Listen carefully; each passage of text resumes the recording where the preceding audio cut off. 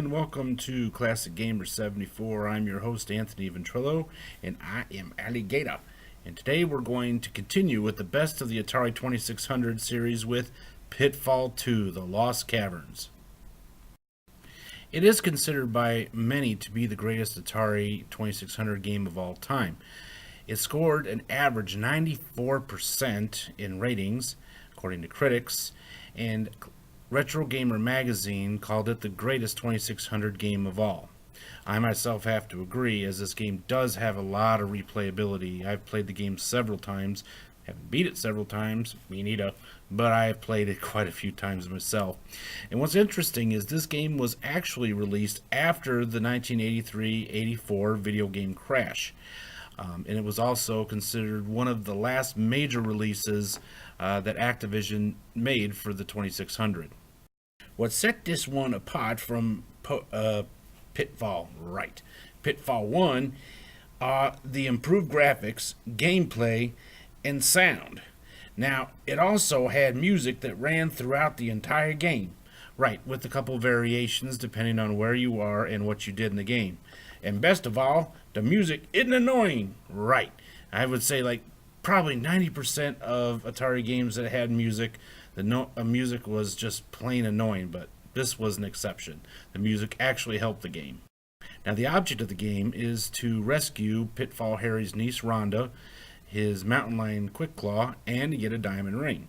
Yeah, and boy, is this game fun. I really had a lot of fun playing it, and I played it multiple times. So have I.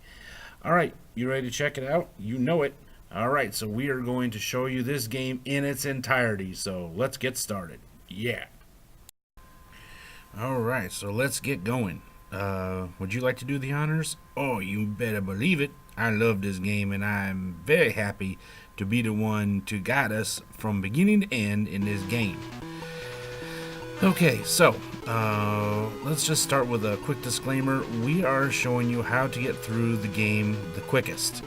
We're kind of passing by a lot of gold, as you guys will notice, but we're still showing you probably the best. Oh man, I couldn't help it. I hate them scorpions. Back in the first game, I never liked going into lower levels because I always have a hard time jumping over them things. Well, if you've never seen this game before, and you fans think it's hard to jump over the scorpions, you haven't seen anything yet. But anyway, like I said, oh, you made it good. As I said, we're trying to show you the quickest way to beat the game. Now, there are, of course, you can take as many other paths as you want to try to maximize your amount of points, but we're basically just going to show you the quickest way to get from point A to point B. Oh, there's a lot of gold in this dead game, I tell you. Oh yeah, there is quite a bit, but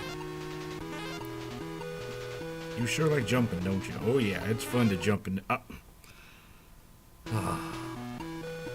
Actually, I kind of goofed. I wasn't supposed to jump in that dead hole, so I just figured I'd get myself sent back to the beginning. Okay. Yeah, good thing you don't run out of lives on this game. I mean, you never run out of lives. You notice every time you die, you go back to those little cross things on the ground. So, like I said, unlike the original Pitfall, this one doesn't have lives. You just kind of, when you hit something that is supposed to kill you, it just drains a whole bunch of your points. That is cool too, that swimming part there. I mean, this is really a multi-layered game. Look out for the giant electric eel. But I mean, you're exactly right. I mean, wow, this game was way ahead of its time. I mean, it really was. Adventure games like this, or something that, you didn't really expect from Atari 2600, so.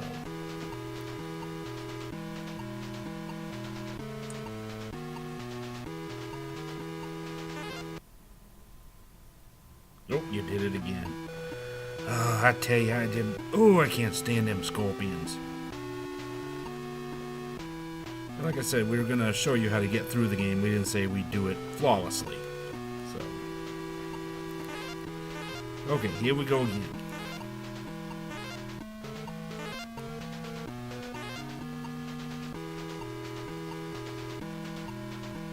Oop. Yeah, that takes a lot of practice getting under those birds and those bats. You gotta time it just right. And that's probably, like, I would say that's the hardest part of the game, because if you are like half a second off, they get you.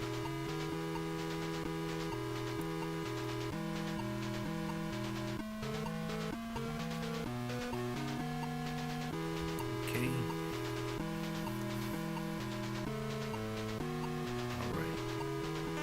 Oh, you did it. You finally got past that scorpion. Hooray!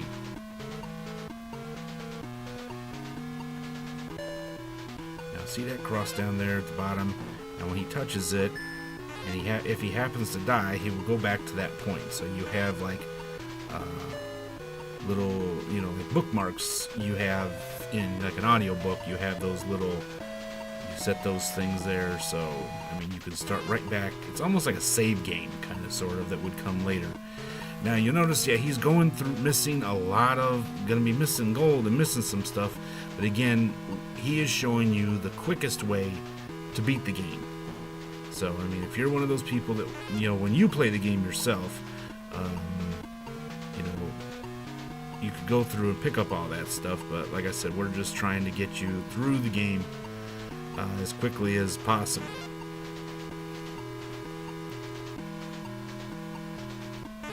There's your friend again. No, he ain't my friend. Okay, there's another cross. Yep, another save game. Now check this out. This is fun.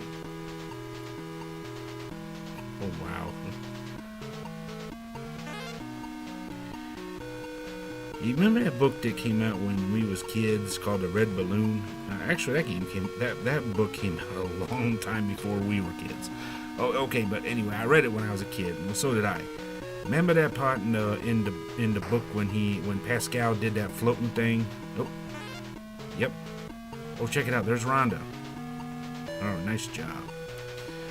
But anyway, I mean, that's something like I think every kid in the world just about dreams of doing, is floating on a boat, floating with a balloon, Oh yeah, me too. I mean, I've actually had, that would be something I would love to do. If you could, but, Oop, good job, you got around him. Oh. There's the diamond ring. Good job. Don't forget, too, if we are good at this, but this is also taking years and years of playing and, making maps and stuff. So, yeah, that, don't be too sad if you don't get through the game as quickly as us. We have 30 years experience playing this game, so. Now, this part here, I think, is the hardest part of the game when you're trying to get past them buds and them bats to make it to the top there and rest. Oh, see what I mean? Yep. Luckily, your, save game wasn't that far away.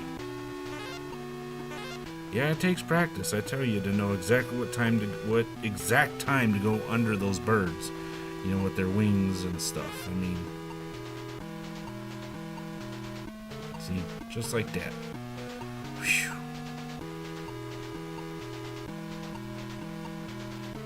Definitely not an easy game, that's for sure.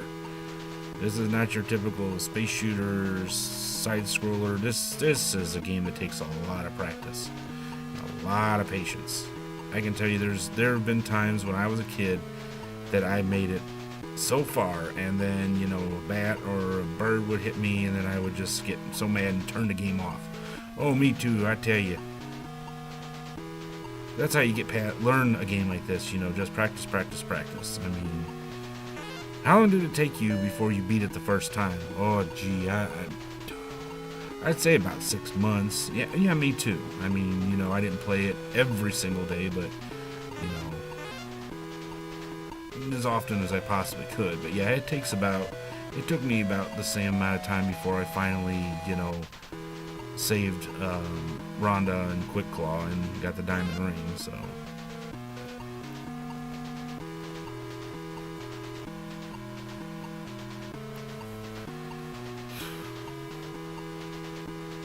Now it's like second nature to you getting past those birds and bats. I mean, you know.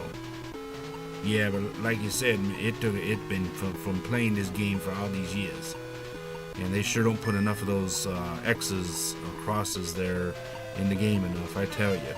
Especially with this part of the game where you're, oh, yeah, I gotta go back. I forgot the gold bar down there.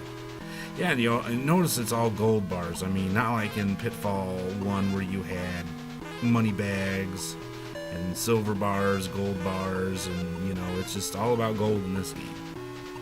Well, then there was one ring. Yeah, that was the ring, you know, that you had to get, so. Nice one.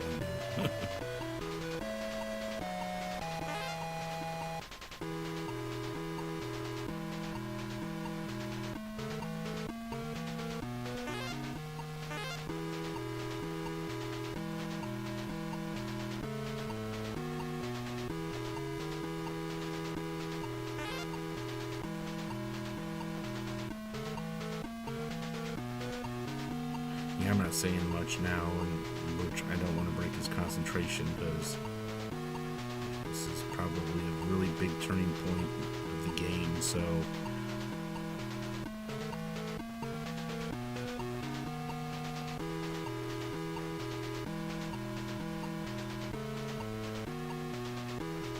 There's his buddies again. You'd hate my buddies. I can't stand. I don't even like scorpions in real life, much less in a video game.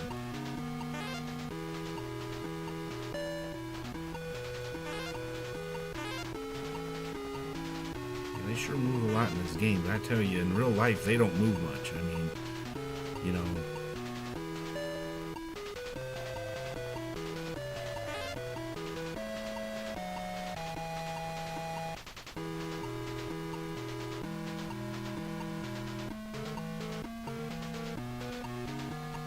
Ooh, nice one. And there's that frog, too. That frog. Oh, there's Quick Claw. I'm gonna get this rat. That rat always makes it hard for you if you try to come from that direction at the beginning of the game. Yep. Oh yeah, for sure. I kept trying. Hopefully someday I'd get past him, but you know.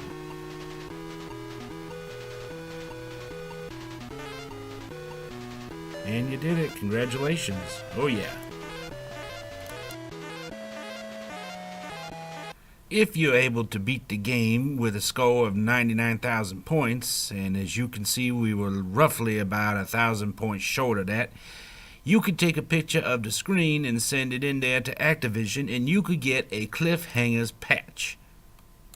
The Pitfall game was so successful that it did spawn a short-lived Saturday morning cartoon which featured Pitfall Harry, his niece Rhonda, and his cowardly mountain lion Quick Claw. Like Pitfall 2, it was ported to several different game systems.